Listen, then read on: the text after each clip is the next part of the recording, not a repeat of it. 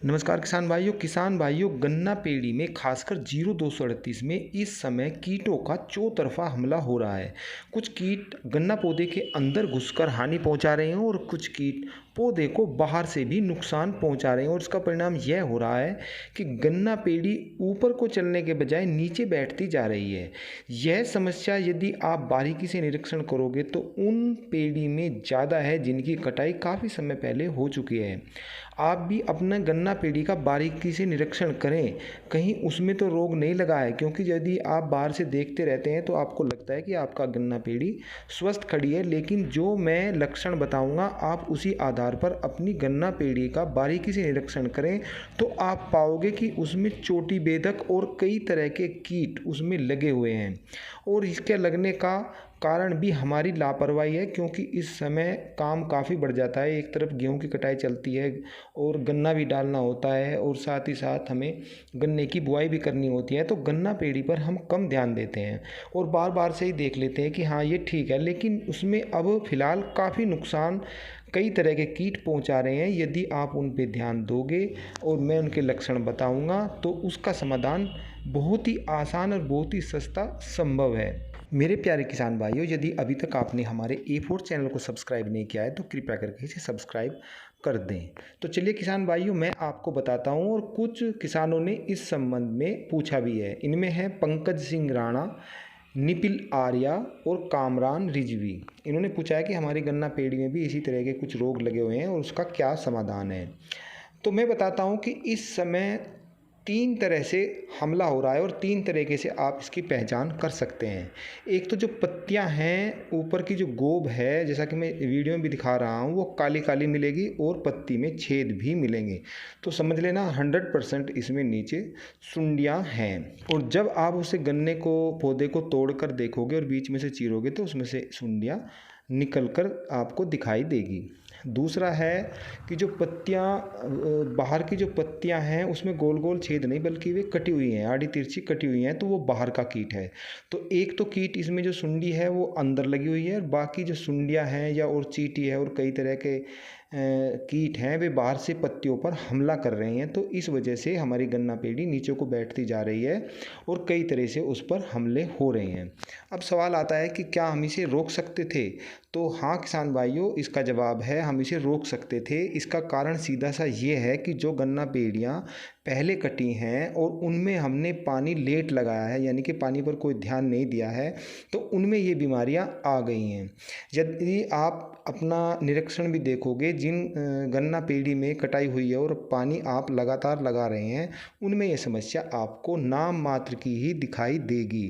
तो सबसे पहला काम आपका ये होना चाहिए कि इन गन्ना पेड़ी में लगातार हर 5वें या छठे दिन 3 या 4 पानी लगातार उसमें लगा देंगे तो भी समस्या का समाधान हो जाएगा। कोई दवाई लगाने की भी ज़रूरत नहीं है, क्योंकि जो बाहर के कीट होते हैं वे तो जब आप पानी लगाते हो तो वैसे ही डूब के मर जाते हैं, और जो अंदर भी है उसे आप, वे जो रोग है चोटी बेधक है, उसे आप कंसुआ ही मानिए, तो वो भी मर जाता है, क्योंकि वो जब ज़्यादा गर्मी होती है वो अंदर घुस जाता है, लेकिन जब आप पानी लगाते रहते हो तो वो अंदर ही मर जाता है।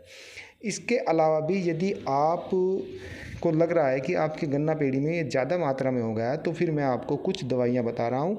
तो इसमें सबसे पहले मैं जो है वो महंगी दवाई बता रहा हूँ, वो है फटेरा। इसे आप 7 kg पर एकड़ के हिसाब से अपने गन्ना खेत में यूज कीजिए, और जब इसे यूज करें तो गन्ने के अंदर जो ज़मीन है उसमें नमी होनी चाहिए, यानी कि पानी लगा होना चाहिए, सूखे में से न डालें। इसके अंदर जो है क्लोरएंट्रानिलिप्रोल सोल्ट है 0.4%, और ये एक ऐसा सोल्ट है आज की तारीख में जो गन्ने के अंदर लगने वाला कोई भी कीट हो, आज का हो या बाद का हो, और लास्ट में जो टॉप बोरर ये रोग आते हैं वो सभी में काम करता है। यानी गन्ने के अंदर, इस चीज़ पर आप ध्यान रखें, गन्ने के अंदर कोई भी कीट हो उसे मार देता है। दूसरा है वल्टाको में 2 सोल्ट हैं। एक तो है इसमें 0.5% क्लोरएंट्रानिलिप्रोल और दूसरा है थाइमोथॉक्सोम 1%। जो ये थायो है, इसका काम है जो कीट है उसकी तंत्रिका तंत्र पर हमला करता है और उसे मार देता है। तो और जो ये क्लोरएंट्रानिलिप्रोल सोल्ट है ये मांसपेशियों पर हमला करता है और उसको मार देता है। तो इस तरीके से इसमें 2 सोल्ट हैं, इसे भी आप यूज़ कर सकते हैं। इसे आप 5 केजी पर एकड़ के हिसाब से गन्ना फसल में यूज़ कर सकते हैं।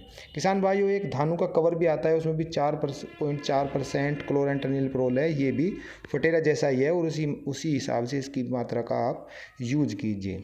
किसान भाइयों, कुछ सस्ते सोल्ट भी मैं आपको बता रहा हूँ, यदि आप सस्ता चाहते हैं। कुछ किसान भाइयों ने पूछा भी है कि हमें कुछ ऐसा बताइए जो सस्ता है, तो उसमें आप क्लोरोपाइरीफॉस 50% और साइपरमेथ्रिन 5%, यानी कि 50% और 5%, ये 2 सोल्ट इसमें आते हैं। ये भी अच्छा सोल्ट है और उसके साथ आप 200 ग्राम कार्टप पाउडर और मिला लीजिए। और ये जो दवाइयाँ मैंने बताई है क्लोरो, ये आपको 500 ml लेनी है, यानी कि आधा लीटर लेनी है और पर एकड़ स्प्रे कर देना है। खेत में नमी होनी चाहिए और उसके 7 या 8 दिन बाद पानी ज़रूर लगा देना चाहिए और उसके बाद भी 7-8 दिन बाद दूसरा पानी लगा देना चाहिए। तो समस्या का समाधान आपका बहुत ही सस्ते में हो जाएगा। एक सुमोटोमो की डेंटोल आती है, इसे भी आप 500 ml पर एकड़ के हिसाब से यूज़ कर सकते हैं। इससे भी आपका जो गन्ना फसल की पेड़ी पर कीट लगे हुए हैं उनकी भी मृत्यु हो जाएगी, उससे भी आपको छुटकारा मिल जाएगा। तो किसान भाइयों, मैंने ये कई तरह के बताए हैं, लेकिन मेन चीज़ वही है कि ये हमारी लापरवाही के कारण हुई है, क्योंकि इस समय हम गन्ना फसल में पानी लगाने में लापरवाही करते हैं। यदि आप पानी लगातार लगाते रहोगे, 4 या 5 पानी आप लगातार लगाते रहोगे, तो शायद आप यदि दवाइयों का भी यूज़ ना करें तो भी इस समस्या का समाधान हो जाएगा। फिर मिलते हैं एक ताज़ा अपडेट के साथ, तब तक के लिए जय जवान जय किसान।